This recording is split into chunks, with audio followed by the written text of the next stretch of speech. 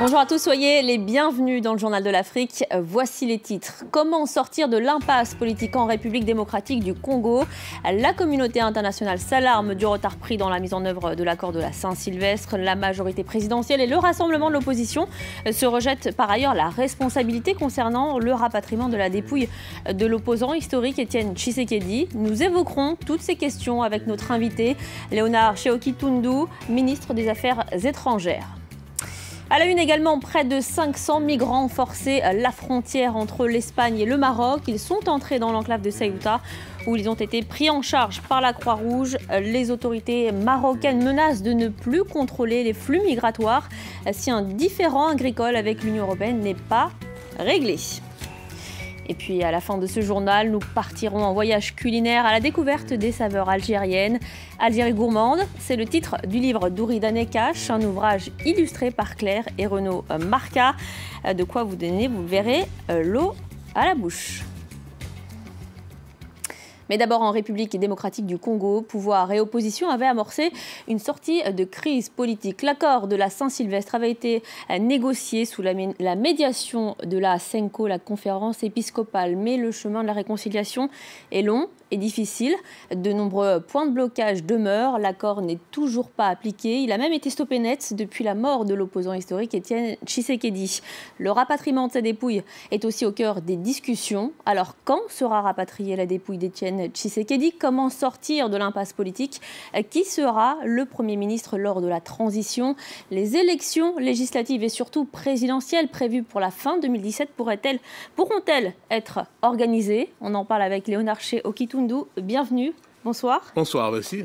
Vous êtes vice-premier ministre et ministre des Affaires étrangères. Ma première question, la majorité présidentielle s'oppose-t-elle au rapatriement de la dépouille d'Étienne Tshisekedi, comme l'affirme son fils Félix? Absolument pas.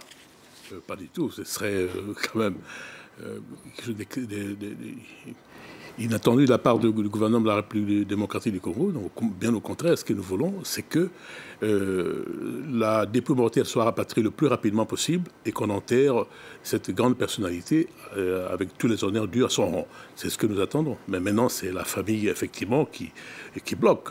Ou même, c'est ce qui nous étonne parce que, comme vous savez, vous avez parlé tout à l'heure de négociations ou même l'accord qui a été stoppé. Non, pas du tout.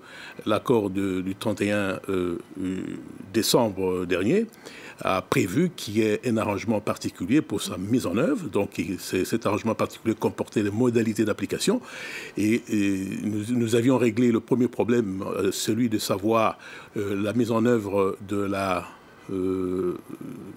du comité national de suivi de l'application de l'accord. Cette question a été réglée par un compromis. Il restait maintenant les modalités de désignation du Premier ministre. C'est sur ces discussions que finalement est intervenu le décès du président Tshisekedi. Par conséquent, la conférence épiscopale, sous les auspices desquels se déroulent ces négociations, a préféré interrompre ces discussions en attendant l'enterrement de l'illustre disparu. Est-ce que ce n'est pas ce que souhaite la famille d'Étienne Tshisekedi? Justement, on a entendu Lambert Mende, le porte-parole du gouvernement, dire exclure toute reprise des négociations avant l'enterrement d'Étienne Tshisekedi. Ce n'est pas ce que souhaite sa famille. Et selon certains de ses proches, ce serait aussi une manière d'honorer sa mémoire que de poursuivre ce dialogue. S'il vous plaît, quand les évêques ont demandé la suspension des négociations, c'était avec l'accord unanime de tous les négociateurs, c'est-à-dire la majorité comme l'opposition. C'est pour ça d'ailleurs qu'une partie de la famille est venue à Bruxelles. Donc on ne pouvait pas négocier alors que les obsèques avaient lieu à Bruxelles et après en prévision aussi du rapatriement de la dépouille mortelle. Par le respect dû aux morts, ça c'est vraiment les traditions africaines, nous ne pouvons pas négocier pendant que les obsèques sont en cours. C'est justement pour cela.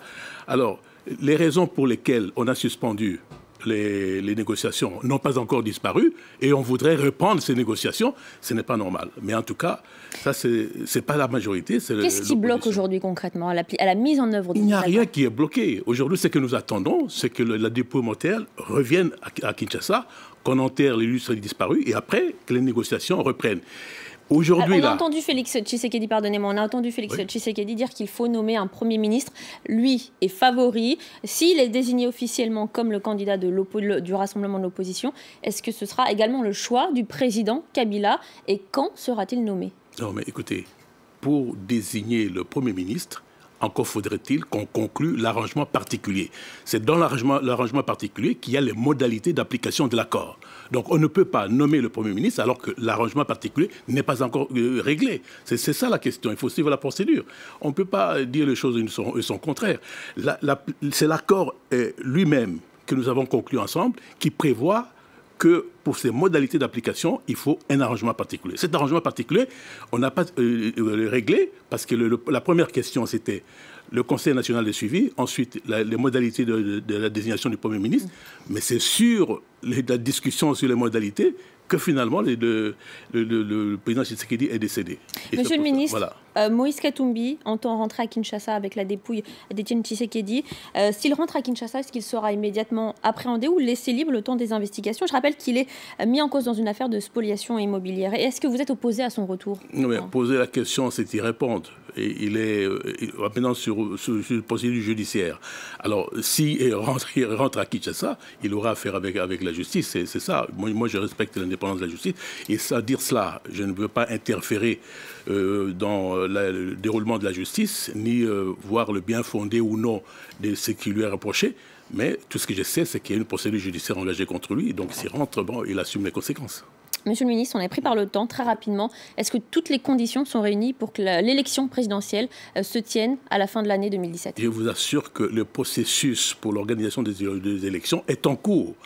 Au moment où je vous parle, la première des choses à faire pour organiser les élections, c'est de déterminer le corps électoral. Vous savez que chez nous, le corps électoral n'était pas déterminé parce que tous les électeurs n'étaient pas enrôlés. Aujourd'hui, là, depuis qu'on a commencé, d'après le calendrier d'ailleurs prévu par la CENI, nous sommes déjà à 12 millions d'électeurs enregistrés. Donc l'opération se déroule normalement. Si bien qu'on peut espérer qu'au mois de juillet, la révision du fichier électoral sera terminée. Donc la première condition pour l'organisation des élections aura été remplie. C'est tout à fait correct. Moi, je ne comprends pas l'inquiétude. Même là, vous avez parlé de la communauté internationale qui s'inquiète. Mais, pas d'inquiétude selon vous? Pas du tout. C'est vraiment de la rigolade. L'élection présidentielle aura bien lieu. Absolument oui. Et puis l'accord, nous allons respecter les termes de l'accord. Un point, c'est tout. Je ne sais pas pourquoi on s'alarme à ce point, alors que l'accord a été signé le 31 octobre. On attendait l'arrangement particulier. L'arrangement particulier, si on règle la question de la modalité de la désignation du Premier ministre, et c'est fini, en ce moment-là, le Premier ministre est nommé, le gouvernement est formé, le gouvernement investi par l'Assemblée nationale, et après, nous aurons un gouvernement de large unité nationale qui permet justement de régler toutes les questions qui restent après le fichier électoral, c'est-à-dire les questions financières. Nous devons réunir les finances qu'il faut pour que les élections se déroulent dans de très bonnes conditions. Donc on l'aura compris, vous êtes optimiste. Merci beaucoup, Léonard Sheoki-Tundu, d'avoir répondu à notre invitation, d'être venu sur le plateau du Journal de l'Afrique. Je rappelle que vous êtes ministre des Affaires étrangères de République démocratique du Congo. Merci beaucoup. Il a fini sa vie en prison. Marcel Tsuru, ancien numéro 2 des services de renseignement du Congo-Brazzaville, est décédé vendredi d'un arrêt cardiaque. L'ancien colonel avait été condamné aux travaux forcés à perpétuité en 2014. Il était surtout tombé en disgrâce avec sa mise en cause dans l'explosion du dépôt de munitions de Mpila, quartier résidentiel de Brazzaville, qui avait fait près de 300 morts le 4 mars 2012. En dépit du danger, ils ont décidé de tenter leur chance. Près de 900 personnes se sont lancées à l'assaut de la clôture séparant le Maroc de l'Espagne. 500 migrants sont parvenus à franchir la frontière. Le Maroc qui menace de ne plus contrôler les flux migratoires si un différend agricole avec l'Union européenne n'est pas réglé. Le récit en images de Laurent Berstecher. Le sol espagnol à peine foulé, ces migrants laissent éclater leur joie. Ils sont près de 500 à avoir franchi vendredi la frontière entre le Maroc et l'enclave espagnole de Ceuta. Certains ont les mains en sang après avoir pris d'assaut la double clôture coiffée de barbelés qui entoure la ville. D'autres sont envoyés à l'hôpital suite à des affrontements avec les forces de l'ordre. Mais pour ces migrants, la douleur laisse vite place à l'euphorie, car ils ont la certitude d'être enfin arrivés au bout de leur périple. Aujourd'hui, on est en Espagne. Maman, il faut regarder ton fils. Je suis en Espagne, maman. Ceuta. L'enclave espagnole de Ceuta représente une des seules frontières directes entre l'Europe et l'Afrique, en faisant un point de passage privilégié pour les migrants.